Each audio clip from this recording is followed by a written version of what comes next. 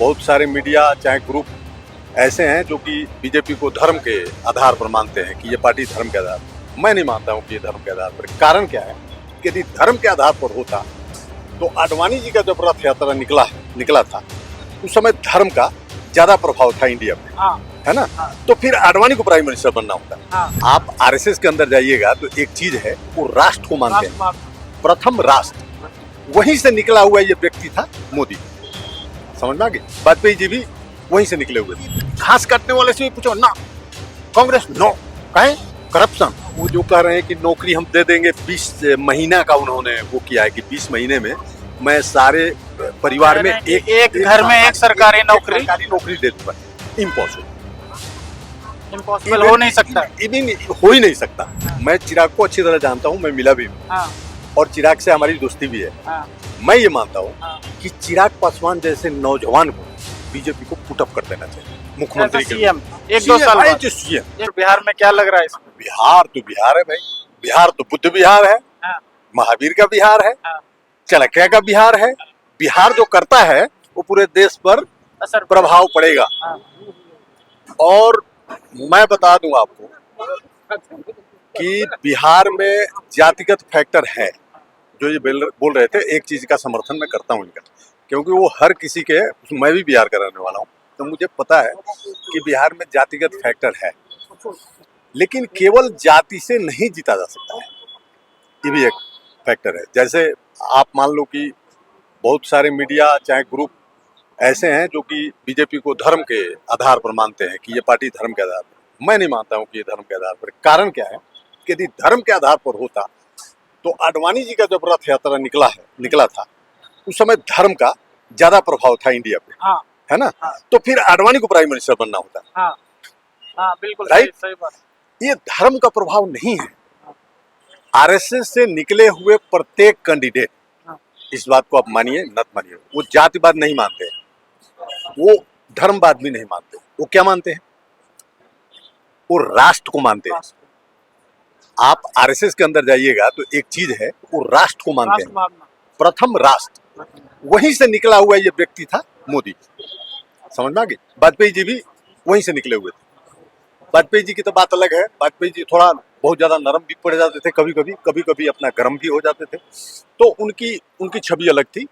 ये आदमी निकला तो इसने देखा कि राष्ट्र एकदम बिल्कुल दुर्गति में जा रही है। भाई साहब, मैं भी केजरीवाल और ये अन्ना हजारे के 2010 में आंदोलन में था। किसका सरकार था? कांग्रेस की सरकार थी। लोकपाल बनाएंगे जी, ये पाल बनाएंगे जी, कुछ नहीं हुआ, ठीक है। मेरे कहने का अर्थ यह है कि लोगों के दिमाग में, पूरे इंडिया की मैं बात कर रहा हूँ, जातिगत छोड़ दीजिए, ठीक है, लोगों के दिमाग में ये बात आई कि भाई अब कांग्रेस जो है देश को इतने दिन तक जब पूरा ब्लॉक में रखा तो इसको चेंज करो। सारे के दिमाग में यही बात आ गई। एक यदि घास काटने वाले से भी पूछो ना, कांग्रेस नो, कहे करप्शन। Congress means corruption. भाई जी, वो चीजें अभी आदमी के माइंड में है। 2010 के बाद की बात बता रहा हूँ, तभी मोदी जी आए। वो आज भी बिहार में लोगों के दिमाग में है ये बात। लालू मतलब करप्शन, कांग्रेस मतलब करप्शन। एक वहां एक पार्टी गई है, ये इसकी प्रशांत किशोर की, पीके की। तो ये पार्टी में थोड़ा सा दम इसलिए लग रहा है कि ये नौजवानों को सिखाने में थोड़ा सा सक्षम, मतलब मान के चलो 40% थोड़ा सक्षम लग रहा है कि भाई चेंजिंग जरूरी है, बदलाव जरूरी है। कारण क्या है कि एक ही पटरी पर यदि किसी राजा को बैठा दो तो राजा उसी चीज को गाते घूमेगा, ये कर दिया जी, वो कर दिया जी, ये कर दिया जी। थोड़ा ट्रैक चेंज होना चाहिए, विकास को थोड़ा गति देना चाहिए। ये बात ये समझा रहा है। मैं प्रशांत किशोर का पक्ष नहीं ले रहा हूँ, लेकिन मैं प्रशांत किशोर का इतना तो हूँ कि वो नौजवानों को थोड़ा सा ट्रैक पर ला रहा है कि भाई बेरोजगारी ना लालू में कम हुई, ना नीतीश जी के 25 साल के 20 साल इनका भी हो गया, तो इसमें भी कमी नहीं दिखाई दे रही है, पलायन कमी नहीं दिखाई दे रही है। ये दो मुद्दा बिहार का बहुत जबरदस्त मुद्दा है। लेकिन क्या लालू के परिवार के आने से ये पलायन रुक जाएगा? क्या वो जो कह रहे हैं कि नौकरी हम दे देंगे, 20 महीना का उन्होंने वो किया है कि 20 महीने में मैं सारे परिवार में एक घर में एक सरकारी नौकरी दे दूंगा?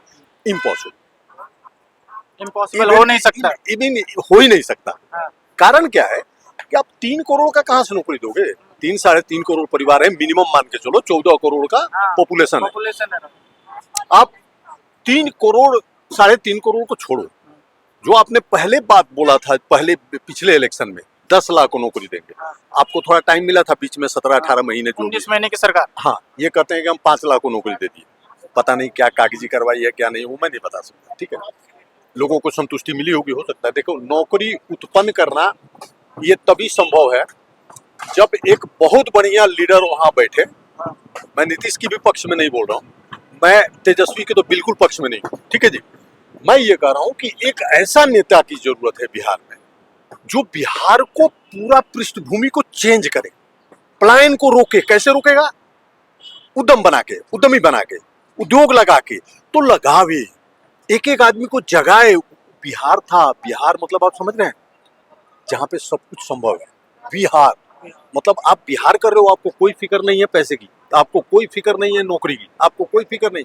वैसा बिहार कौन ले आएगा? तो कौन लाएगा फिर? वो नेता कौन होगा? प्रशांत किशोर? अभी के ट्रेड में तो कोई ट्रेड नहीं में दिखाई नहीं। देता। लेकिन फिर भी इलेक्शन है, हाँ, मैं तो यही कहूंगा कि जो पटरी पर गाड़ी चल रही है, हाँ, नीतीश जी अच्छे आदमी हैं, इसमें कोई शक नहीं है। हाँ, मैं तो लालू से और किसी भी नेता से Far better नीतीश को फार बेटर मानता हूँ। हाँ। कारण क्या है कि जब से ये आए हैं, हाँ। थोड़ा सा शासन में, प्रशासन में और वहाँ के लोगों के दिमाग में, वहाँ की महिलाओं के दिमाग में, अभी महिला का कुछ आया कि 10,000 बांटे जा रहे थे, जो भी उन्होंने किया हो, ये तो चलो लॉलीपॉप है इलेक्शन के, इसको तो मैं भी मानता हूँ, ठीक है।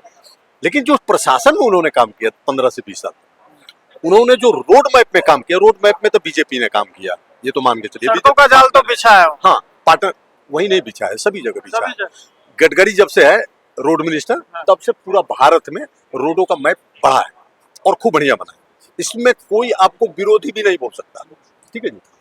बिहार की सड़कें बहुत अच्छी है, मैं खुद जाता हूँ तो मुझे बड़ी सुकून होती है। मैं जो 2010 के पहले जाता था, 2005 से पहले जाता था, मतलब ये सड़कें बनी है 2010 के बाद ही, मान के चलो। तो अभी में और उस समय में जमीन आसमान का अंतर दिखाई देता है कि भाई रोड के मामले में जो ये सरकार है, नीतीश की सरकार है, इन्होंने बहुत काम किया है। ग्रामीण रोड बना है, गाँव में भी रोड बना है, ये वाजपेयी जी का दिन था, ठीक है जी। ग्रामीण उस समय नीतीश कुमार जी यहाँ रेल मिनिस्टर भी थे वाजपेयी के समय में, बाद में ममता बनी थी, जो भी हो। मेरा कहना यह है कि देखो, अभी बहुत लड़ाई है, अभी तो ये अंगड़ाई है, लेकिन मुख्यमंत्री चेंज करने से आप बिहार को चेंज नहीं कर सकते। मैं तो ये कह रहा हूँ कि जो पटरी पर चल रही है, यदि नीतीश कुमार को 1 आध साल के अंदर में हटा के कोई वहाँ बीजेपी, मैं मोदी की बात करता हूँ, यदि अच्छा लीडर पुटअप करते हैं जो बिहार को आगे पटरी पर ले जाए, तो फार बेटर देन तेजस्वी। यदि इनकी नीतियों पर वहाँ चलने लगी बिहार, तो मुझे नहीं लगता कि ये नौकरी क्या देंगे, ठीक है, क्योंकि इनका हो चुका है पहले। ये साधु जादव फिल्म बन चुकी, फिल्म बन चुकी। साधु जादव कौन था? इन्हीं का साला था लालू यादव, इनका मामा था, है। तो इन लोगों ने बहुत बिहार को रुलाया है और कई लोग तो मर गए।